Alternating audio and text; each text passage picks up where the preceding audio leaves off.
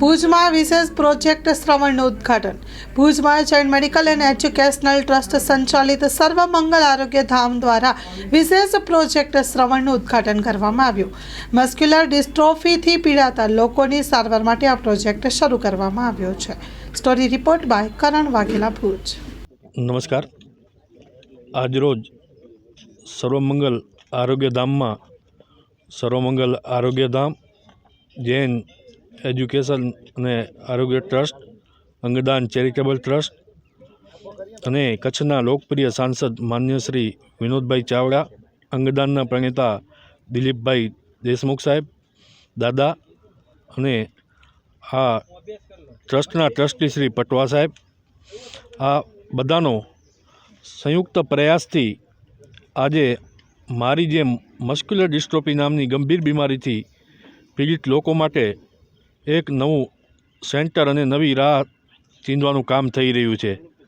અમારા જીવનને વધુમાં વધુ સરળ બનાવવા માટે આનાથી અગાઉ મેં જ્યારે દિલીપભાઈ દેશમુખ દાદા અને કચ્છના લોકપ્રિય સાંસદ માન્ય શ્રી વિનોદભાઈ ચાવડાને જ્યારે આવા પેશન્ટોને પાવર વ્હીલચેર આપવાની રજૂઆત કરેલી, ત્યારે સાહેબે અમને તાત્કાલિક ધોરણે ઇલેક્ટ્રિક પાવર વ્હીલચેર પણ અપાવી હતી અને દેશના યશસ્વી વડાપ્રધાન માન્ય શ્રી મોદી સાહેબનું વિઝન છે, એમને અમને દિવ્યાંગ નામ આપ્યું અને અમારું જીવન પણ દિવ્ય બને એમ જ આ કડી રૂપે વિનોદભાઈ અને દિલીપભાઈ દેશમુખ અમને આ રીતે મદદરૂપ થઈ અમારું જીવન કઈ રીતના દિવ્ય બને એમાં એક વધુ એક કડી સામેલ થઈ છે. અને અમારું જીવન આ કાર્યથી ઘર બેઠા નાના છોકરાઓને ફિઝિયોથેરાપી મળશે અને તાલીમ પણ મળશે કેરટેકરને. માટે હું હૃદયપૂર્વકનો આ ત્રણેય સંયુક્ત સંસ્થાઓનો આભાર માનું છું. કચ્છની અંદર મસ્ક્યુલર ડિસ્ટ્રોફીના દર્દીઓ માટે થોડાક દિવસ પહેલાં આપણે 50 જે દર્દીઓ છે, દિવ્યાંગ જે ભાઈઓ બહેનો છે, બાળકો છે, એમના માટે આપણે વ્હીલચેર આપી ઇલેક્ટ્રિક. અને હવે Jain medical and education trust સંચાલિત સર્વમંગલ આરોગ્યધામ, અંગદાન ચેરિટેબલ ટ્રસ્ટના માધ્યમથી આદરણીય શ્રી દિલીપભાઈ દેશમુખ, ડૉક્ટર આલાપ, ડૉક્ટર પૂજાબેન અને સર્વમંગલ ધામના ટ્રસ્ટી પટવા સાહેબ બધા સાથે મળી કરીને આજે અહીંયા એક સેન્ટરનું આપણે લોકાર્પણ કરવા જઈ રહ્યા છીએ. આ દર્દીઓની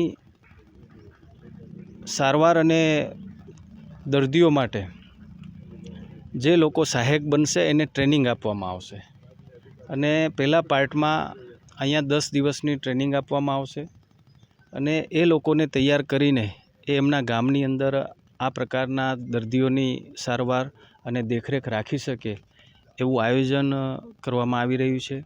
હું બંને ટ્રસ્ટનો હૃદયથી આભાર માનું છું, એમને અભિનંદન આપું છું કે જે આપણે થોડાક દિવસ પહેલાં જ્યારે દેશના વડાપ્રધાન શ્રી નરેન્દ્ર મોદી સાહેબનો જન્મદિવસ હતો અને ત્યારે આપણે જે આના દર્દી ભાઈ શ્રી સુરેશભાઈ સંગઠથી આવે છે, એમનો એક વિચાર હતો કે બધા જ દર્દીઓને, દિવ્યાંગોને ઇલેક્ટ્રિક વ્હીલચેર પહોંચવી જોઈએ અને જે પ્રયાસમાં આપણે સફળ રહ્યા હતા અને તે દિવસે આ સેન્ટરની આપણે જાહેરાત કરી હતી અને એ સેન્ટરનું આજે આપણે ઉદ્ઘાટન કરવા જઈ રહ્યા છીએ. આપણા માટે ખૂબ આનંદની વાત છે અને ખૂબ આ દર્દીઓ માટે આ સેન્ટર આશીર્વાદરૂપ બનશે.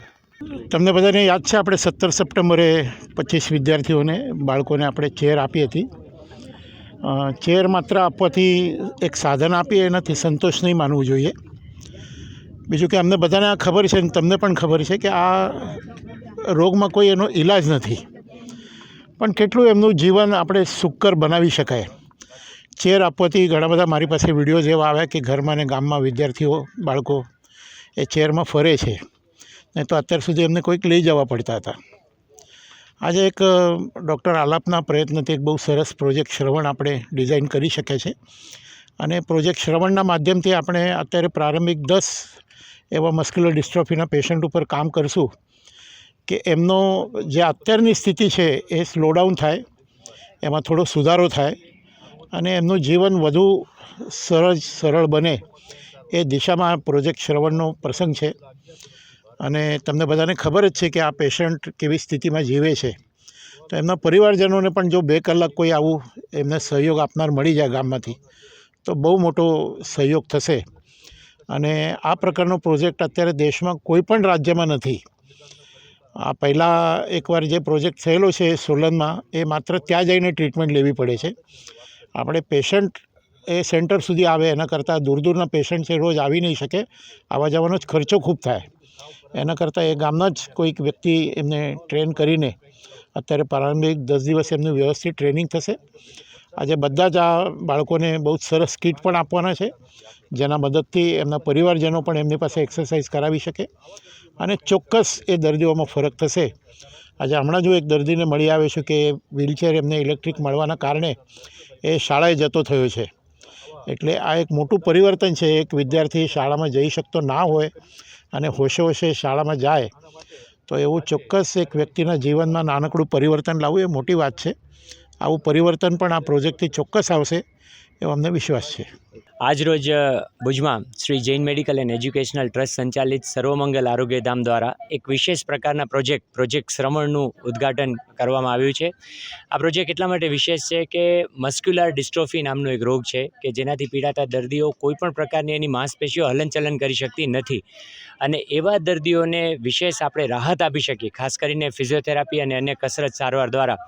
એના માટે એમના ગામડાઓમાં એમના ઘરે જ એમને નિયમિત રીતે સારવાર મળી રહે એના માટેના કેરટેકર પણ સંસ્થા દ્વારા એને ટ્રેન કરવામાં આવે એવા દરેક દર્દીઓની સારવાર માટેનો આ પ્રોજેક્ટ શ્રવણ આયોજિત કરવામાં આવે છે, જેમાં Shri Jain medical educational trust સંચાલિત સર્વમંગલ આરોગ્યધામ, અંગદાન ચેરિટેબલ ટ્રસ્ટ અને ખાસ કરીને આદરણીય શ્રી વિનોદભાઈ ચાવડા સાહેબ, આપણા સાંસદ શ્રી કચ્છ મોરબી વિસ્તાર, એમના પ્રેરક બળ દ્વારા આ આખો જે પ્રોજેક્ટ છે એ સંચાલિત થશે, જેમાં 1 વર્ષ માટે 10 જેટલા પેશન્ટ્સ, પાયલોટ પ્રોજેક્ટ તરીકે 10 જેટલા દર્દીઓને 1 વર્ષ માટેની નિયમિત સારવાર જે છે એ આમાં આપવામાં આવશે. તો ભારતભરમાં કદાચ વિશેષ કહી શકાય એવા આ પ્રોજેક્ટની આજે શરૂઆત ભુજથી થઈ રહી છે, જેનો પણ એક વિશેષ આનંદ છે. કચ્છમાં લગભગ અત્યારે અંદાજે અમારી પાસે જે ડેટા છે એ પ્રમાણે લગભગ 60 જેટલા દર્દીઓ છે. હજી ગામડાઓમાં ઘણા બધા એવા દર્દીઓ છે કે જ્યાં સુધી આપણે પહોંચી નથી શક્યા, તો એવા દર્દીઓને પણ અમે કોશિશ કરશું કે ત્યાં સુધી આ વિશેષ સારવાર પહોંચી શકે. માં motor driving, safe and sure driving. Driving એ શોખ સાથે આપની મોટી જવાબદારી પણ છે. અમારા ઇન્સ્ટ્રક્ટર દ્વારા સચોટ અને સરળ માર્ગદર્શન. આપની રોજની તાલીમની માહિતી મેળવીને શું અધુરાશ છે એના ઉપર પૂરું ફોકસ કરાય છે.